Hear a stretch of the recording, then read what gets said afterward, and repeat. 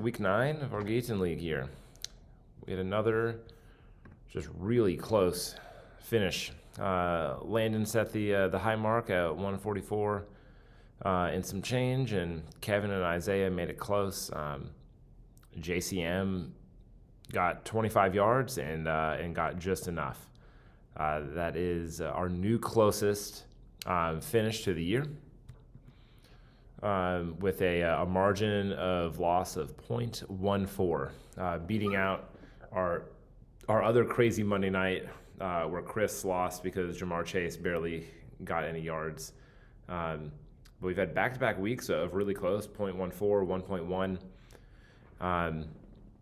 High scores have been around the 140 range for the last few weeks. We'll probably continue to see that. That's just it's a really good score. As you saw last week, just because you have studs on your team doesn't mean you're necessarily going to have the highest score. Bijan, CMC both had off weeks. Jahmyr Gibbs, JSN on a bye. So kind of a weird week, but Landon put together a heck of a team last week. Kevin gets chopped. It's tough when you get 2 zeros. Cole Kmet didn't play. If he replaced it with anyone who got him points, he would have survived. Jerry Jeudy got 0, but he did play. That's always tough when you get a player that just gets blanked in a game that he didn't even see any targets. Baker Mayfield back-to-back off weeks. He went from 8 points to 4 points and really struggled. And Ramondre Stevenson got fewer points than Travion Henderson. By just a little bit, but Travion fumbles, so Stevenson probably still getting the workload. Tyler Warren, Cam Scatterbo did all right. Scatterbo with the season-ending injury, which is tough, and J.K. Dobbins, Metcalf had good games, and Dallas Goedert had an amazing game, but just couldn't quite do it. It 2 zeros and then 4 points from your quarterback. It's crazy that it was even close enough that Kevin almost survived. Our Fab update here. Kevin took 0 Fab with him. Reagan spent a good amount on Gibbs. So kind of our new update where myself, Brian, and Jay have a large chunk of that Fab. Got $3,500 left in circulation. Caleb, Bailey, Reagan, Landon, they have a good amount to spend. And then Fleming, Mason, they have a little bit. I mean, Fleming can hold on to his team for a while, and then his Fab will be meaningful in a few weeks. Mason does not have a good team and can't really do that. This week is tough for him with buys. And Isaiah's got a good team, but $24 is not a whole lot to work with. Our only trade this week is Isaiah trades Ugbuka and Judkins for Jalen Warren, Kareem Hunt, and Keenan Allen for myself. Ibuka and Judkins are on bye. Judkins is also hurt. I'm hoping the bye week is all he needs to get back. Jalen Warren has been great. I think he's a back-end RB1 probably rest of the year. He's post-bye, which is great. Hunt is going to be a great play this week with Pacheco out, and Keenan Allen is going to be probably in and out of lineups. I'm hoping we have 2 really bad teams this week, so I'm not too worried about giving up some comfort this week for the future of hopefully Ibuka comes back to a back end wide receiver 1 or high end wide receiver 2 for me. But look, maybe a little riskier of a trade, but Isaiah really wanted that other running back of Jalen Warren. Got a little bit. Got 4 buys this week, so not as bad as last week, and some of the teams really don't even have a whole lot going on. The Eagles have a bunch of players that have been started. Same with the Buccaneers, with Baker, Irving, and White. Whoever's starting, Ibuka and Kate Otten. And the Browns really just have Judkins. I guess last week Jerry Jeudy was started. I don't think he'll be started again. Maybe Njoku, who's on Jay's bench. And then the Jets have Breece Hall and Garrett Wilson. Garrett's been hurt. Breece Hall just had his best game of the season, and I'm thinking maybe he will not even be traded after that kind of performance. I think the Jets the reports are they might want to hold on to him and try to sign him in the offseason. We added a couple of Grim Reapers here. Tyler Warren and Cam Scatabo. Scatabo is not going to be he's not going to get anyone else chopped because he's out for the season. Tyler Warren is on my team, so hopefully he doesn't go up to 3 this next week. I also have Jared Goff, so maybe that's not great. At some point, we'll probably get some guys that get up to the 3. A lot of these players are going to just not be started on teams for a while. And it'll be interesting if this next week, I don't think this next week we're going to add a third to any of these, but you never know. Going through our teams in descending order, Landon gets Puka back. So his team is now, looking great. Javonte Williams has been really strong. Chase Brown is coming on strong. His wide receivers, Rashee Rice and Puka Nacua, are fantastic. Dak Prescott had an off week, like all the Cowboys, but he's still a really strong QB. He next week is going to be really hard for him. He has, so he has Prescott, Javonte, Chase Brown, Rashee Rice, Travis Kelce, all on a bye. These 5 top players are all going to be on a bye other than Puka Nacua next week for him. So he's going to have his work cut out for him, but should be really strong this week. Brian had another great week. Jackson Dart did okay. James Cook was incredible, over 200 yards and a pair of touchdowns. He gets Genty back from a bye. Jordan Addison and Pittman have been all right. Pitts, maybe he's the real deal. Last week was terrible for the Falcons, but he did great. And then Cortland Sutton struggled. He has another really bad matchup.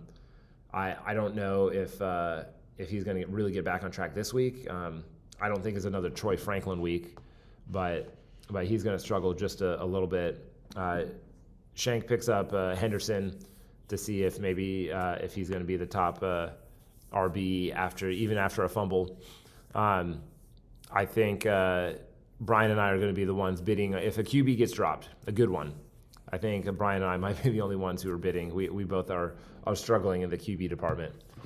Mason's team, the opposite of that, has a fantastic QB and struggling across the board. Zach Charbonnet, I think, has a great matchup.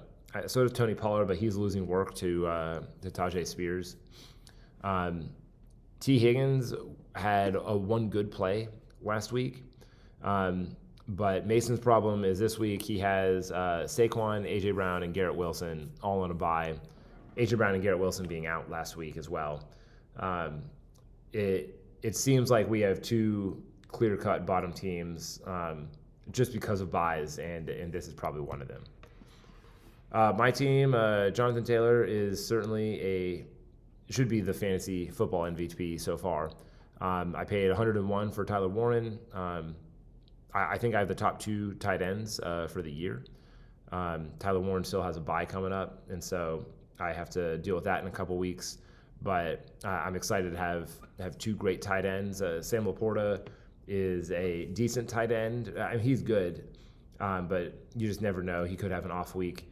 I have so now I have a few buys. I got Judkins, Ibuka, and Devonta Smith on a buy. Hopefully I'll be all right. I don't love the last flexes, but the pair of Jonathan Taylor and Devon Achane definitely get me pretty excited. If Caleb Williams can't perform against the Bengals, then he will not be my QB moving forward.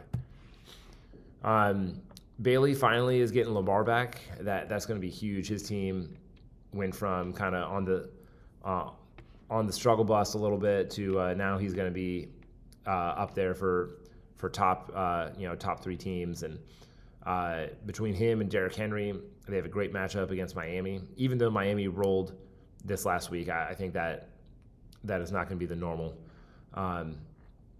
Amon-Ra St. Brown and Jamar Chase are awesome wide receivers. And he has 2 great tight ends. Jake Ferguson has been great. Aronde Gatson has been, he's been so good. It'll be interesting if he keeps it up. Bailey does have Terry McLaurin, who is out again. Just can't get him going. Amarian Hampton, who knows when he's coming back, but he's in the IR for Bailey's team. So Bailey has some pieces for the future as well, along with his 300 fab. Reagan, he spends over $300 on Gibbs, who, just is incredible. He had a bad performance from CMC last week, but those top two running backs are awesome. Reagan still has 300 over 300 fab. He's got a decision to make between Daniel Jones, Jaden Daniels, and Justin Herbert. So he's one of the teams that are hogging all these good quarterbacks. And is struggling a little bit in the flexes, where he has Kayshon Boutte, Dalton Kincaid, who's been up and down. I do think this could be a good Cooper Kupp week playing against Washington, even though Washington's defense was pretty good this last, the first half against the Chiefs. I think this could be a good Cooper Kupp week. Caleb has Drake May, who's just been fantastic. He runs into a tough matchup this week. Ladd McConkey is really coming on strong. I think he's an exciting wide receiver. The questions around Travis Hunter: do you start him? Do you not? What is his going to what is his snap share going to look like? I think that's tricky when you have someone like that on your team, where you just don't know whether you should start him or not. He picks up. He has Kenneth Walker, who has a great matchup against Washington. J.K. Dobbins has a terrible matchup against Houston. I think Caleb is going to be in the quote-unquote danger zone for much of Sunday, but it should be fine in the end. Fleming had an off week, pretty far down our leaderboard for a team of this caliber. Bijan had a pretty bad game, especially for him. JSN being on bye. Rome Odunze came back. He bounced back well. George Kittle bounced back. You never quite know with him injury-wise and who the quarterback is, but Kittle looks like he's getting back to who he really is. And then, of his team, it's really Monty and Vidal, who are the two players that he's not going to be starting in the last 4 or 5 weeks. That's why, even though he only has 168 fab, he's going to be fine. He doesn't need to buy players until the very end to fill out those last 2 flexes. I guess for him, he's starting Stevenson and Kamani Vidal, who Kamani Vidal is going to be awesome, this week. But in a few weeks, most likely, he'll move on and get some better players. And here we are at Jay's team. Jay has no running backs right now. Pacheco's out. I took the screenshot. Some of Fantasy Pros rankers didn't have him pulled from the rankings. Rashad White is on bye. Maybe he's not going to be the starter when they come back from bye. We'll see if Bucky is healthy or not. Jalen Hurts is on bye. Breece Hall is on bye. David Njoku's on bye. And so right now, Jay is going to need a lot of help. Whenever he logs back into this app, he's going to have to pick up some running backs from the waiver wire, and I think it'd be a miracle for Jay to survive this week. Isaiah cutting it real close with a crazy JCM Monday night performance, or like a bad performance from his running backs Jordan Mason and Bill Crosby Merritt. He got a combined 3.3 points. So it's not great when 2 of your running backs who are, one is definitely in theory supposed to be a workhorse, and JCM and Jordan Mason splitting time. Just not great. But he should bounce back with Pickens and Lamb, and Collins should get back this week. Next week, when Dallas is on a bye, he loses his top 2 wide receivers. But he's got some good pieces to fill in. Bucky Irving is on his team, and he should be able to to slot him in pretty for Hunt after we get through this bye. This is our first time where our Week 9 rankings are the exact same for Sleeper and Fantasy Pros. Jay and Mason are the kind of the 2 outliers in the danger zone with buys. Jay significantly so. Mason just has some bad buys, and his team isn't fantastic, but he's going to be certainly rooting for Jay to go home here. Quick recap on our positive negative regressions. Ramondre was poor. Other than that, I struggled this week. Pickens had a pretty good game. It wasn't fantastic. Same with Devonta Smith. Well, granted, when I chose Devonta Smith, I thought A.J. Brown was playing. Missed on that. Quarterbacks, so we'd love to get at least 20 points out of our quarterbacks. But 19.4, I mean, that's pretty close. Dart had a good game. So when you have one of the lower QBs, 19.4 points, we'll take that. T. Higgins, he scored over 10. It really all came on one play. So that could have been a huge dud. Tez Johnson does fine for a waiver wire replacement, but he's not. It wasn't as fantastic as I thought, and really the whole Bucs offense just really struggled. Rome Odunze went back looking like a wide receiver one, like looking fantastic. Dalton Schultz was bad. He saw way fewer targets. The previous week he had 10 targets after Nico Collins went out. This week, he not even close to that. And Brashard Smith, first of all, that game was a lot closer than I thought it was going to be. Obviously, the second half, the Chiefs went up pretty quickly on the Commanders. But Brashard Smith did have an early fumble, which they recovered, but he really didn't see the field ever since. This is the first game he didn't have 5 targets in over 4 weeks, and that's just a miss. Granted, I said he'd score more than JCM. Although I was wrong, I was in the right ballpark. This week, I think Rico Dowdle is going to struggle. They're playing the Packers. The Packers have a good defense. The split between him and Chuba Hubbard is not great. Rico Dowdle looks like the better runner, but they're just not giving him the ball enough. J.K. Dobbins plays Houston. Houston has an excellent defense. This could be a really low-scoring game. It's interesting that the Denver Broncos they went from playing Dallas last week to now the Texans this week. Now they're going to Texas for this game, but they just have both Texas teams back to back. Chris Olave is getting the ball from a rookie QB, maybe. I mean, if he catches anything, playing a really, really good Rams defense. And so I think this is definitely a bad game for Chris Olave. He's hoping to get traded for sure. And maybe he's not, but fantasy owners are hoping he gets traded. Tyrone Tracy is supposed to be this great fill-in for Cam Scatabo, and the Giants' offense is looking better. But I think Cam Scatabo brought so much emotional energy to that team. I can't imagine Tyrone Tracy does a great job in that running back role, because I just don't think the Giants are going to be rolling as well as they have been. The 49ers defense have been up and down. They're injured. I mean, same with their offense. But I think there's a chance that 49ers go up quickly, and there's going to be a lot more through the air. And Tracy probably gets like 5 to 6 points here. Nico Collins so they're playing Denver, but Pat Surtain is out. Riley Moss has been really good, but Riley Moss has also been playing against wide receiver 2s instead of wide receiver 1s that Pat Surtain has been shadowing.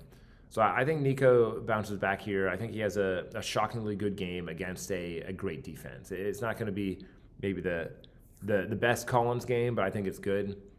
Zach Charbonnet finds the end zone against Washington. I think he's got a good matchup. They really like to use him in the red zone. A lot of goal line carries, so I bet he finds the end zone. Can't get worse for QJ. Last week, zeros. It looked like, just like Judy, it looked like he didn't even play, didn't get a target. I think they try to find him the ball early in this Chargers game. Maybe Rondé Gadsden has a down week. They have 3 great wide receivers. They have a good tight end and a running back that they trust. There's too many mouths to feed. I think they try to feed QJ more this week, especially after the 0 last week. I got two Seahawks here. I got Cooper Kupp Obviously, JSN is going to get plenty of targets, and he's projected for something ridiculous like 20 points. Maybe he doesn't reach that, but he should have a good game, barring injury. But Cooper Kupp, I think this is probably the best game Kupp has the rest of the season. He's looked up and down. I think coming off a bye when he's well rested, this is going to be a good chance for Cooper Kupp to make a mark. And my free agent pick is Kyler Murray. He's got Dallas, and there's nothing like playing Dallas as a quarterback. I think Kyler goes over 20. I think he certainly is a better play than Jackson Dart, maybe even a better play than Caleb Williams. So I think Brian and I think both of our quarterbacks are going to be scoring fewer points than Kyler. On Monday Night Football, we got Cardinals and Cowboys. We got Dak and Javonte, CD and Pickens, Ferguson. There's a chance this is going to be a meaningless game as far as our Guillotine League, because I think I think Jay's team is really going to struggle, and he doesn't have anyone, at least so far, on Monday Night Football. Michael Carter is he's back on the practice squad. He's on waivers. He actually would be a great pickup for Jay to fill in. But it's just most likely just some roster gymnastics that they're doing, they had to elevate people from the IR, and so I think they'll sign Carter again this weekend, elevate him to the 53-man roster. He'll get back to his splitting with Bam Knight. McBride is in line for a great game. If Marvin Harrison Jr. can't do anything this week, then he is he's not the wide receiver we thought he was for this season, at least for fantasy football. Less of a hot take. This is a cold take. Jay finally goes home this week. That's my prediction. His team is decimated with buys. The not making moves is finally catching up. Even though he has about $700 of fab, it would take just a crazy effort from Drake London, Quentin Johnston, Yohan Jennings, and Sam Darnold might be a really good start against Washington. And there's definitely there's a path for him, but he's got to get on the app. He's got to make a couple moves here. But I think this is the week finally that Jay goes home. Well, hopefully you guys enjoyed. Have a good week. Good luck out there. See y'all next week.